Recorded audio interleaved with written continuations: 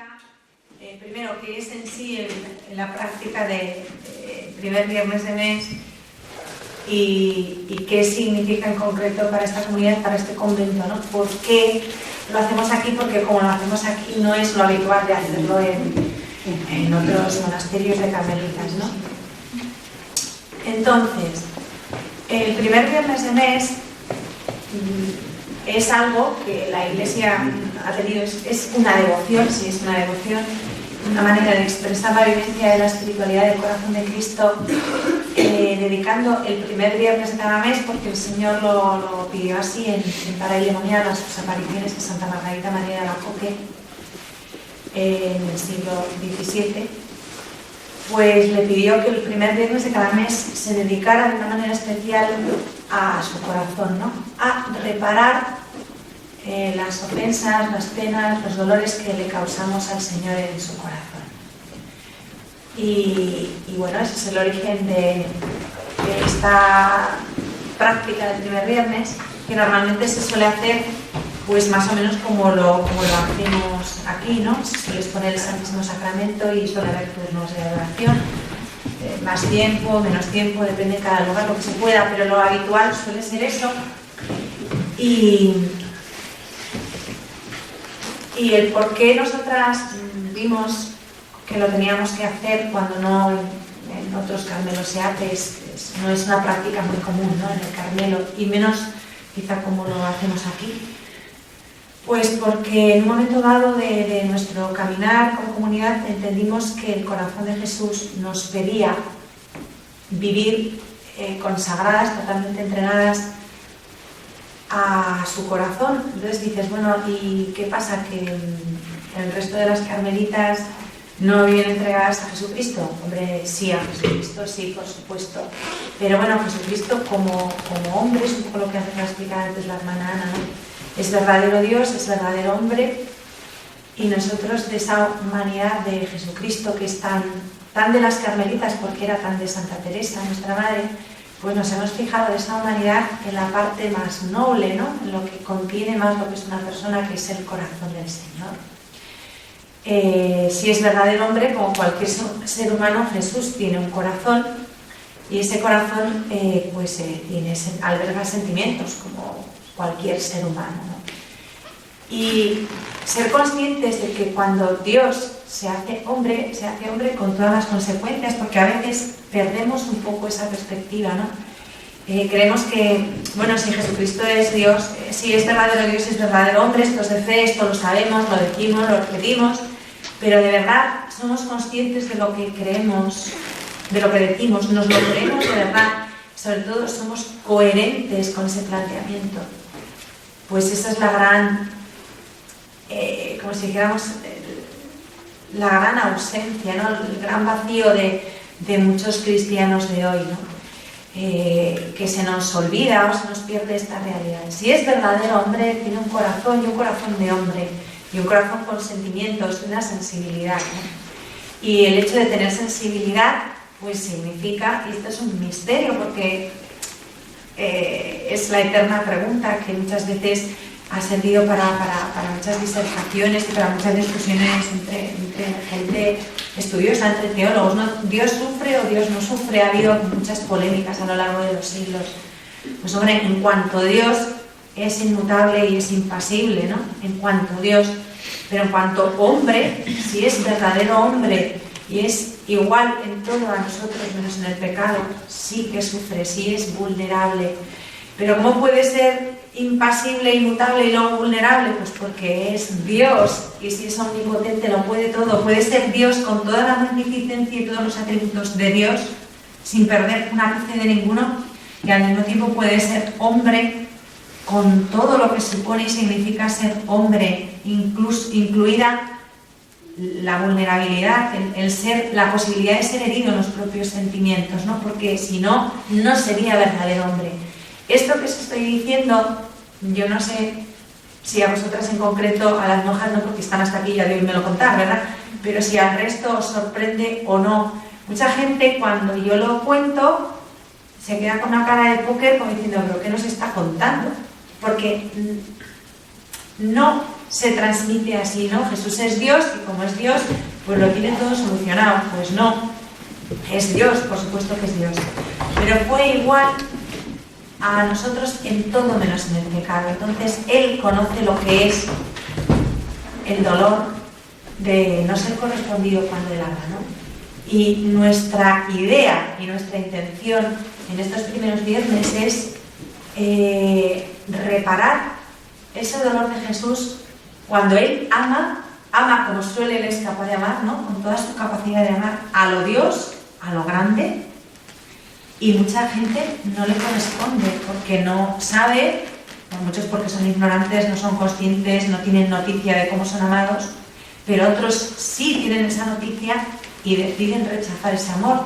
El amor entre dos personas es algo que se da y tú eres siempre libre de corresponder o no corresponder, ¿no? Y con Jesús, hablo de Jesús porque no hablo de Dios en cuanto Dios, sino de Jesús en cuanto Dios hombre, Dios encarnado. Por eso es tan importante el Adviento y por eso es tan importante la encarnación, ¿no?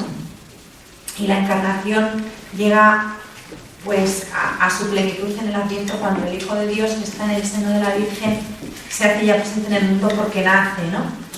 Y lo más impresionante del nacimiento de Jesús es que es verdadero hombre, y lo que te impresiona es que dices, es que ha sido de verdad igual a nosotros en todo, ¿no? Y ha querido necesitar una madre para poder nacer, ha querido necesitar una madre para que después de nacido esa madre le cuidara hasta que se fuera desarrollando y pudiera valerse por sí mismo. Entonces, si ha sido igual a nosotros en todo, ha sido igual también en el amor, ¿no? Cuando Él ha apostado por el amor y nos ha querido, se ha arriesgado hasta lo más. O sea, Él podía haber dicho, yo no me la juego porque yo no necesito nada. A ver, Dios en cuanto a Dios y Jesucristo en cuanto a Dios, a mí y a cada uno, a mí no me necesita para nada. Yo a Él ni le añado ni le quito. Si Él se acerca a mí y me ofrece su amor y pide mi correspondencia, es porque Él sabe que yo sí necesito ese amor para poder ser feliz, ¿no? O sea, Él sabe que yo necesito eso para poder ser feliz, no lo necesita Él. Y por eso insiste y por eso me busca y por eso me persigue, porque sabe que mi felicidad, la mía, está en que yo le ame a Él, ¿no? En Jesús no cabe el egoísmo. Nosotros cuando queremos a alguien, queremos que nos correspondan, pues porque somos humanos y necesitamos ser correspondidos, ¿no? Entonces, ¿qué nos pasa?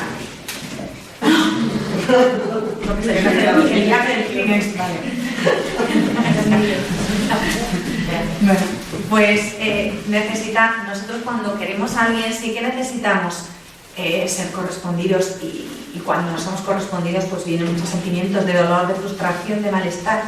En Jesús no cabe eso. O sea, si Jesús pide ser correspondido, no es porque Él se meta nada en el bolsillo porque yo le quiera, sino porque Él sabe que mi felicidad, la plenitud de mi felicidad pasa y está ahí, en que yo le corresponda a Él, ¿no? Y por eso insiste. Entonces, claro, cuando tú miras a Dios con toda la grandeza de lo que supone el concepto Dios, ¿no? Dios, que es Dios, pues todos los atributos divinos, toda la infinitud de Dios, la magnificencia de Dios, la omnipotencia de Dios, la sabiduría infinita de Dios, todo eso que es Dios encerrado en un ser humano que es Jesucristo y pidiéndome a mí, ¿no? Acercándose a mí en concreto, y mendigándome a mí, diciéndome, ¿me quieres? O sea, esa pregunta es una pregunta que Jesús nos hace, ¿no? Y nos hace cada día. ¿Tú me quieres? Entonces, cuando ves a ese hombre, Dios, que se acerca a ti y te pregunta, ¿me quieres?, entras en el pasmo del misterio, porque dices, lo gordo de la cuestión es que siendo Dios, y este es el misterio, ha querido hacerse vulnerable. No es que simplemente me haya querido, se haya encarnado, es que decimos muchas veces, sí, el Hijo de Dios se hizo hombre, se encerró en una carne como la nuestra, y es cierto, pero ahondar de verdad en el significado profundo de esas palabras, ¿no? Significa que es que ha querido venir a mí, o sea, se ha metido en esa humanidad se ha encerrado en una humanidad como la mía para poder hacerse cercano y para que yo pueda conocer cómo soy amada. Porque hasta el punto y hora en que Jesús no ha venido al mundo y nos ha mostrado cómo es el Padre, cómo es el amor del Padre y cómo es el amor de Dios en Él, lo podíamos vislumbrar en el Antiguo Testamento, podían tener algunas ideas, pero ante todo en el Antiguo Testamento, hasta que Jesús vino, Dios sí era un Dios justo, era un Dios, así lo creían los judíos, que amaba a los pobres, que les hacía justicia, que era misericordioso, que era magnánimo. Sí, todos esos conceptos sí los tenían, ¿no?, en el Antiguo Testamento, pero nunca nadie, hasta que Jesús llega, nos dice que Dios nos ama. Aunque en la Biblia hay cantidad de episodios que revelan el amor de Dios a su pueblo y cómo busca a su pueblo a pesar de las infidelidades del pueblo, hasta que Jesús no viene y lo dice expresamente y nos muestra el amor y la ternura de Dios, Dios era el innombrable. No se le podía nombrar siquiera, porque el nombre de Dios era tan santo y tan reverenciado que nombrarlo era casi una blasfemia, era algo muy peligroso, porque vivían sobrecogidos ante la majestad inmensa de Dios y podían comprender que era un Dios bondadoso y que les cuidaba, que les protegía, pero no se sentían entrañablemente amados, porque ese amor entrañable de Dios nos lo muestra Jesucristo en su corazón, ¿no?, en sus entrañas. Entonces nuestra vida como comunidad, nuestro centro es vivir en torno a ese corazón de Jesucristo, no Jesucristo de cualquier manera, sino recordando al mundo y anunciando la buena noticia, que eso es el Evangelio, eso es evangelizar, anunciar la buena noticia de que somos amados. O sea, lo más grande que podemos escuchar, la mejor noticia es saber que somos amados por Dios en Jesucristo, ¿no? Y entonces toda la vida de Jesucristo, desde el mismo instante de su concepción hasta la ascensión, ha sido mostrarnos cómo es el Padre, cómo es el amor del Padre, quién es el Dios en el que creemos y el camino por el que tenemos que ir, ¿no? Hasta que llega un momento en el que Juan formula la definición más bonita de Dios que se ha formulado nunca, pero que nadie se atrevió antes a decir, porque para un judío hubiera sido una blasfemia, ¿no? Y llega Juan y nos dice: Dios es amor. Y es palabra de Dios revelada por el apóstol Juan, ¿no? Pero ¿por qué nos lo dice Juan? Porque es la experiencia que él ha tenido de vida habiendo conocido a Jesucristo. Si Juan llega a decir Dios es amor, es porque viviendo con Jesús, en contacto con Jesús y penetrando en la intimidad de Jesús, porque fue el discípulo amado de Jesús, fue el discípulo que de alguna manera estuvo más cerca del corazón de Cristo, es el que después es capaz de formular esa definición de Dios, ¿no? ¿Quién es Dios? ¿Quién es nuestro Dios? Pues nuestro Dios, el Dios en el que yo creo, mi Dios. La definición que te voy a dar es simple, es amor. Pero para llegar a formular así esta definición, tienes que haber tenido un contacto estrecho con ese corazón de Jesús, que es el que te hace comprender y ver que Dios es amor. Y Juan lo tuvo porque vivió estrechamente con él, le acompañó en su predicación en toda su vida pública. Después Juan tuvo el privilegio inconmensurable de estar sentado junto a Jesús en la última cena y recostarse en su pecho. De alguna manera sabemos que él estuvo muy cerca de ese corazón y puede ser que hasta físicamente es probable escuchar a esos latidos a través del pecho de Jesús, ¿no? Pero sobre todo fue capaz de escuchar los latidos del corazón de Jesús, no sé si los físicos o no, pero sí cómo palpitaba ese corazón y cómo vibraba. Quizá Juan, solamente la Virgen le superó en eso, ¿no? quizá Juan comprendió como nadie lo que Jesús enterraba en su corazón, lo que vibraba dentro del corazón de Jesús y lo que le hacía palpitar. De hecho, él fue el único que llegó con su madre al Calvario, al pie de la cruz, y fue el primero en contemplar el corazón de Jesús roto, rasgado por la lanzada, y él lo dice, ¿no?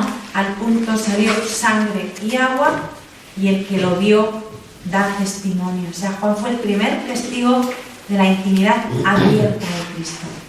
Porque en el corazón de Jesús, en su intimidad rasgada, rota, abierta, es cuando contemplamos qué tiene Dios en lo más íntimo. La intimidad de Dios se abre. O sea, el Dios del Sinaí, el de los truenos, el de los relámpagos, el que entrega la ley a Moisés, aquel que los israelitas decían que no nos hable Dios, que nos da mucho miedo, mejor háblanos tú, que si no vamos a morir todos. Le tenían pánico, un pánico santo, reverencial, pero tenían miedo. Ese mismo Dios rasga su intimidad, abre todo lo más íntimo que tiene y nos lo entrega en el corazón de su Hijo, ¿no? Entonces, ante una realidad así, porque es el mismo Dios, pues lo único que nos queda es estremecernos de la emoción, del estupor, del pasmo, asombrarnos sin dejar de asombrarnos y adorar esa intimidad que se abre y se nos da. Porque cuando Dios abre su intimidad de esa manera en su Hijo Jesucristo, es por algo simple. Yo no abro mi intimidad a alguien porque sí, sino porque la quiero entregar y porque quiero que vengan a mi intimidad y que esas personas sean de mis íntimos, ¿no? Entonces, cuando yo veo el corazón de Jesús rasgado, roto, abierto en el Calvario, estoy viendo que es Dios mismo quien me abre toda esa intimidad para que yo participe en ella. Dios no quiere que yo sea un siervo, una especie de ciudadano de segunda que le rinda culto sin más. No, ese no es nuestro Dios. O sea, Dios lo que me ofrece es la posibilidad de ser íntima suya, de ser una de sus íntimas, ¿no? Y eso es lo que nosotras, de alguna manera, como comunidad, nos sentimos depositarias de esa verdad y en la obligación de vivir de modo que esto sea anunciado al mundo. O sea, ahora mismo os lo estoy diciendo de palabra, ¿no? Pero no siempre hay que decirlo de palabra, ni hay ocasión de decirlo de palabra, porque tampoco en las muchas palabras, no. Las palabras son necesarias, pero no dejan de ser un medio de expresión bastante pobre, bastante limitado. Las palabras son de lo más pobrecito que hay, que es lo que usamos todos, pero a la hora de expresar muchas cosas, muchas veces se expresan más en un silencio, en una mirada, no lo sé, ¿no? Entonces lo que iba diciendo es que una de nuestras misiones es dejar patente al mundo esto que se acabo de decir, ¿no? Comunicárselo al mundo, porque el mundo no sabe que Dios ha abierto su intimidad y que nos está esperando. O sea, que todo el que quiera puede asomarse ahí y contemplar cómo es Dios por dentro, ¿no? ¿Qué tiene dentro de su corazón? Esto es lo más significativo. Entonces, el primer viernes de cada mes, nosotras, delante del Santísimo Sacramento, que es donde de verdad palpita el corazón de Jesucristo vivo y resucitado, porque al hablar de Jesús en el Calvario, el corazón traspasado, en ese momento el corazón de Jesús ha dejado de latir para darnos la libertad, para vencer a la muerte, pero sabemos que 3 días después ese corazón late nuevamente resucitado y glorioso para siempre, y hoy día el corazón de Jesucristo vive palpitante, por supuesto, en la gloria con el Padre. La humanidad de Jesucristo gloriosa está junto al Padre, pero late, palpitante, verdaderamente, absolutamente vivo en cada sagrario del mundo, ¿no? En la Eucaristía. Por eso nuestra vivencia del corazón de Jesús pasa siempre por un gran amor a la Eucaristía, porque es que donde de verdad palpita ese corazón hoy es ahí, ¿no? En la Eucaristía. Y cualquier expresión de amor al corazón de Jesucristo suele ser bastante profundamente eucarística, porque si no, no tendría razón de ser. Y ese es el sentido de por qué celebramos el primer viernes, ¿no? Y por qué lo vivimos así. Porque nosotras nos sentimos llamadas a eso y somos un Carmelo con un matiz muy concreto, que es la de la vivencia de esta espiritualidad que no es una devoción. Una devoción es una expresión de una determinada espiritualidad. El celebrar el primer viernes puede ser una devoción, una práctica de devoción, pero el corazón de Jesús no es para nada una devoción, es una espiritualidad, una manera de vivir nuestra fe cristiana, ¿no? Una manera muy concreta. Y eso es lo que tenía que decir. Yo creo que me faltan muchas cosas, pero conviene parar a tiempo. Porque si no me paro, pues tengo carrete para mucho rato, ¿no? Entonces, pues si alguien quiere preguntar algo, aclarar algo, decir algo... Nada, qué bien lo explico todo. No se añada, esto tampoco lo sabe casi nadie. Por ejemplo, Rebeca y Sonia que viven en Valladolid, seguro que... Antes no sé si ahora o por ello les empieza a sonar algo, pero hasta ahora nada, ¿no? Y por ahí afuera nos suena que Valladolid es la ciudad del corazón de Jesús, ¿no? Y esta es otra realidad que es como muy desconocida. Entonces, bueno, pues una de las razones por las que nosotras estamos en Valladolid y hemos peleado mucho por estar en Valladolid y seguiremos peleando, nos pensamos rendir, es porque Valladolid es una ciudad que él escogió, su corazón escogió para dar una noticia, ¿no? Y bueno, da lo mismo, Dios está en todas partes, totalmente cierto, esto no se duda, ¿no? Pero sí que es verdad que el Señor pues ha elegido lugares y los ha consagrado pues con determinadas revelaciones o determinadas cuestiones, por ejemplo Lourdes, Fátima, la Virgen eligió estos lugares y estuvo ahí y dijo una serie de cosas, dejó un mensaje para la Iglesia, y la Iglesia sí lo ha reconocido. El corazón de Jesús estuvo en Paraílemonial, cuando digo estuvo, se apareció en Paraílemonial, son revelaciones privadas, ¿no?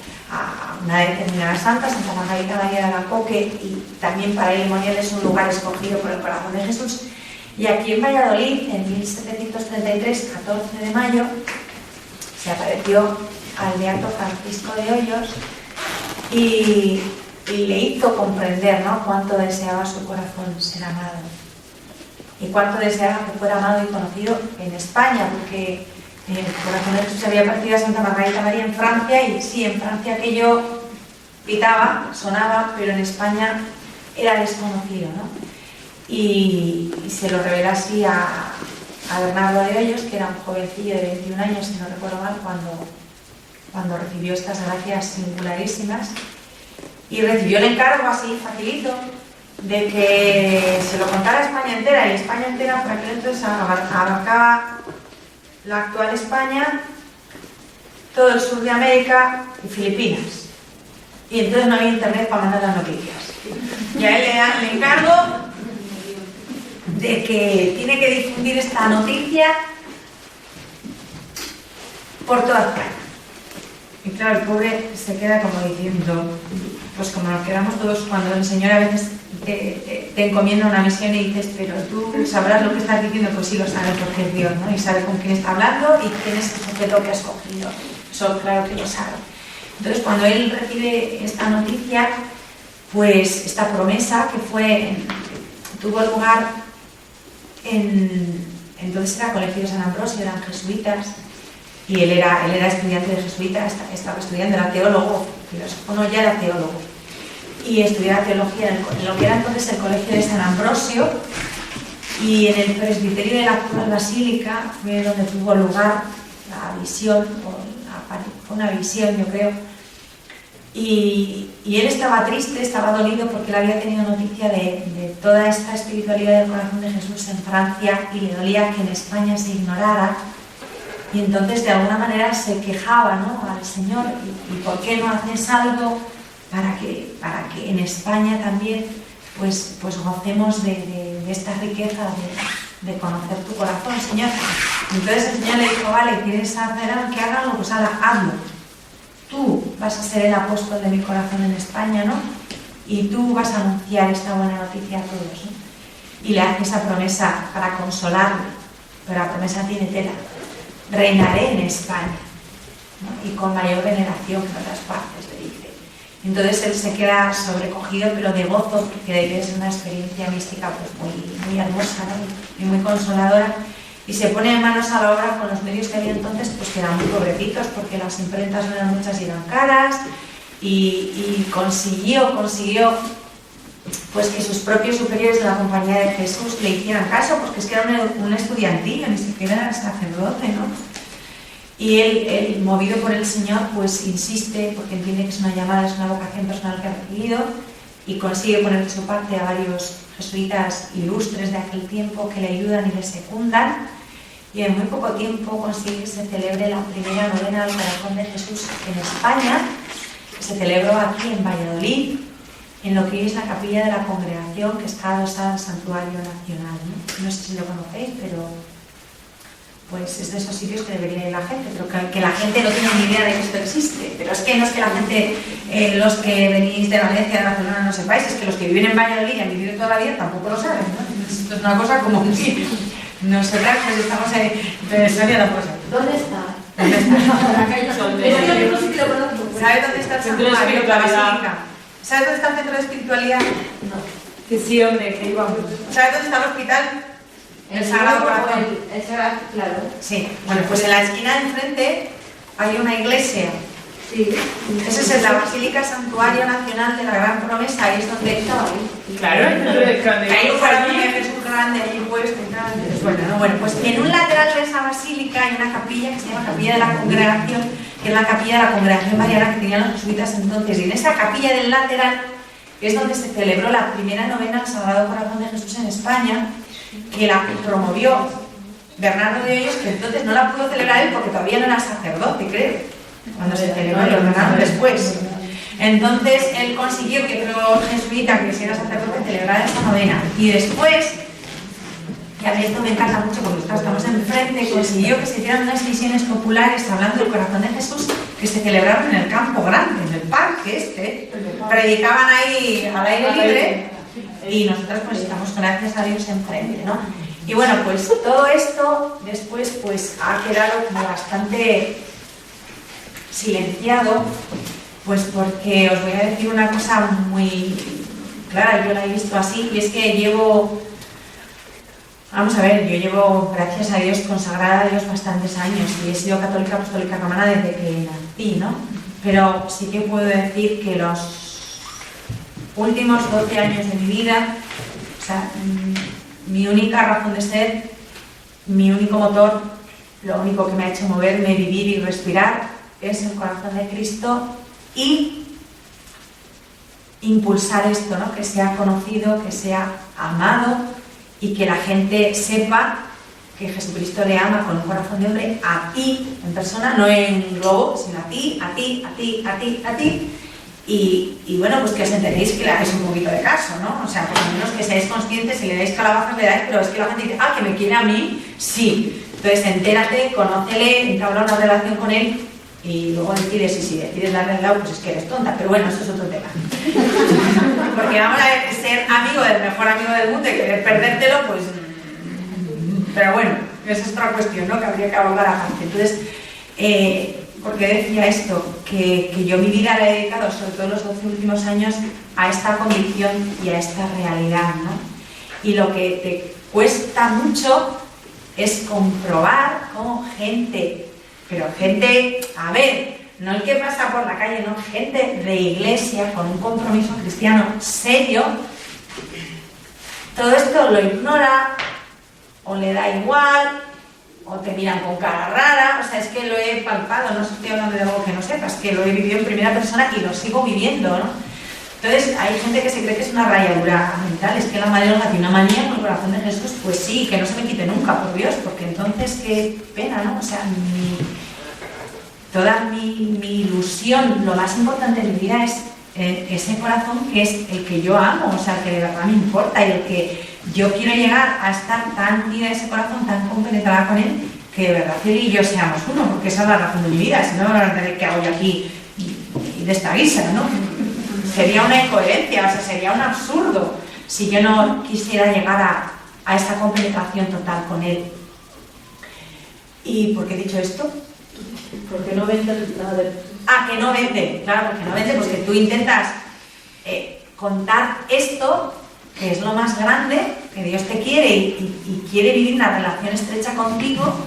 Y claro, esto no estoy hablando de que todo el mundo tenga que ser monja, ni mucho menos, pero si tú eres cristiano, y hay muchísima gente que va por la vida de cristiana, ¿no? Y cristiano, católico, apostólico, romano, pues lo normal es que tú quieras vivir una relación estrecha con Jesucristo, porque eso es el cristiano, ¿no? O sea, que Cristo vaya cambiando tu vida hasta el punto de que de verdad estés tan compenetrada con Él que los dos seáis uno, independientemente de la vocación de cada uno.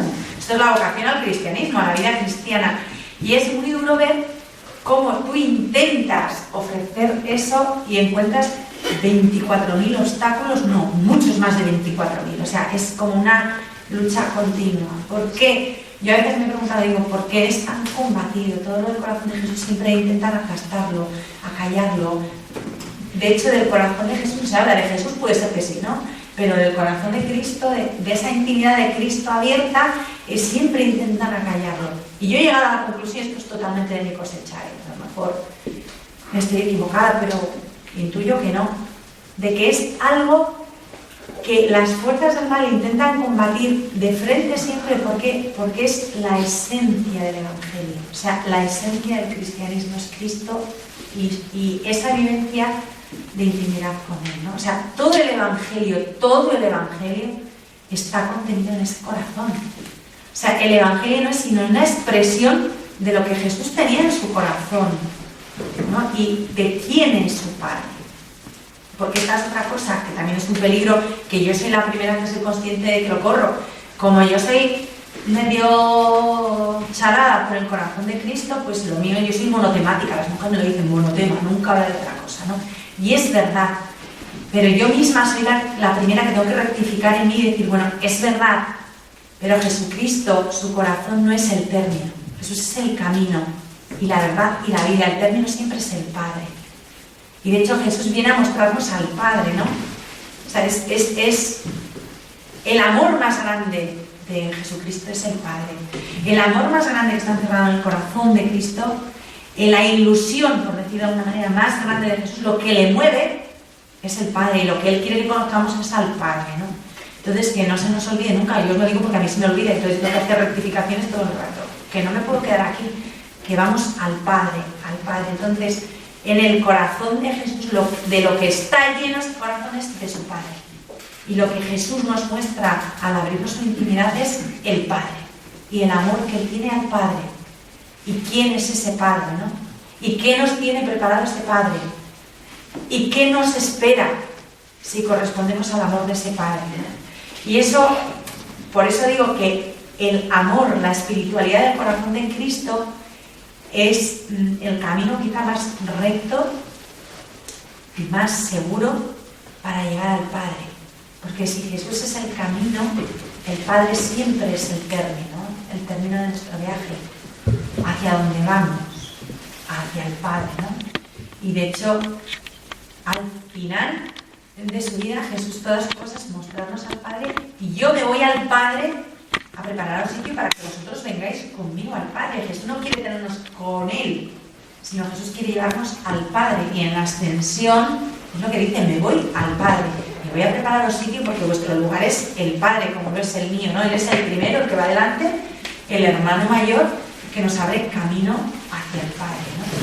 Y yo estoy convencida de eso, de que no vende y de que no va, porque es la esencia del cristianismo, o sea, es una espiritualidad absolutamente evangélica. Todo el evangelio está ahí.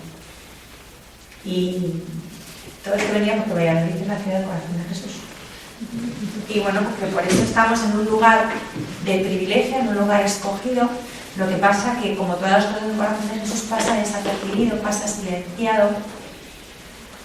En Valladolid el 99% de las personas que viven en esta ciudad no tienen ni idea de esto, no se enteran de nada. No, es que se lo dices y lo mismo que dice Sonia, ¿y dónde es eso? Pues es que Sonia es una de tantos, o sea, los padres de la hermana Ana, que ¿dónde es eso? Y llevan viviendo en Valladolid toda su vida. O sea, la madre de Rebeca, la cuñada de la Pilar, cuando se lo contamos también dice, ¿dónde es eso? Y dice, espera, porque ha nacido en Valladolid y ha vivido aquí toda su vida, ¿no? Pues tampoco tenía ni idea, y gente con un compromiso cristiano serio, ¿no? Y luego cuando lo descubren se quedan como, pero entonces como que nuestro empeño es repetirlo por activa, pasiva y perifrástica, ¿no? Y esa es nuestra proyección al exterior como monja de vida contemplativa, que no es lo usual, está convivencia y otras cosas que hacemos siempre van orientadas a eso, ¿no? Ante todo, anunciar el corazón de Cristo, y por eso estamos aquí. Es una llamada que hemos recibido que nos hace un poco peculiares, ¿no? De hecho, nuestro proyecto de vida que tenemos ahora en experimento, lo que dice es eso, que somos hijas de Santa Teresa, que somos un Carmelo nuevo, con un matiz propio, que es el de una intensa vivencia de esta espiritualidad del corazón de Cristo, que en otros Carmelos, si se da en algunos, tampoco se da como nosotros lo vivimos. Quizá allí lo viven más eso como una especie de devoción, no es un modo de vivir el cristianismo, en nuestro caso concreto la consagración.